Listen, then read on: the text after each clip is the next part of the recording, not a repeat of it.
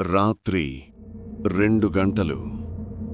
నోయిడాలోని నిథారీ గ్రామం.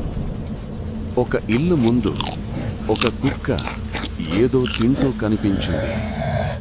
మొదట అది సాధారణంగా అనిపించింది, కానీ దగ్గరగా చూసినప్పుడు అది మాంసం కాదు, మనిషి శరీర భాగం.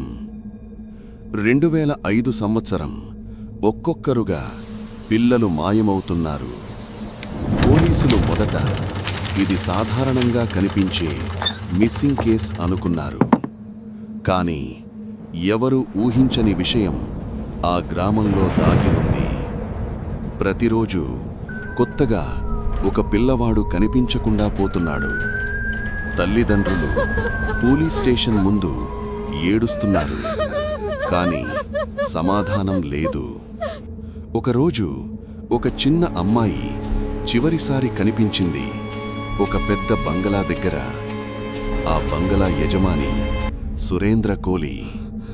పోలీసులు ఆ ఇంటిని చెక్ చేసినప్పుడు వాళ్లకు దొరికింది కొన్ని ఎముకలు, కొన్ని కపాలాలు మరియు ఒక గది.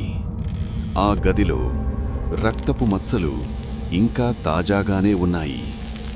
ఇది ఒక మర్డర్ హౌస్ కాదు, ఇది ఒక human slaughter place. Surendra coli తన నేరాలను ఒప్పుకున్నాడు. పిల్లలను లోపలికి పిలిచి వాళ్లను చంపి ఆ తరువాత వాళ్ల శరీరాన్ని తిన్నాడని చెప్పాడు. ఇది క్రైమ్ కాదు, ఇది మానవ రూపంలో ఉన్న ఒక రాక్షసుడు. కానీ అసలు ప్రశ్న, అతను ఒక్కడే చేశాడా, లేదా ఆ ఇంట్లో ఇంకెవరైనా ఉన్నారా? కొంతమంది చెబుతున్నారు ఆ ఇంట్లో రాత్రి సమయంలో ఇంకా పిల్లల ఏడుపు వినిపిస్తుందని. ఇప్పటికీ ఆ నిథారీ ఇంటి దగ్గరగా వెళ్తే కొన్నిసార్లు ఒక చిన్న పిల్లవాడు నీ వైపు చూసి నవ్వుతాడు, కానీ నీకు దగ్గరగా వెళ్తే అక్కడ ఎవరూ ఉండరు.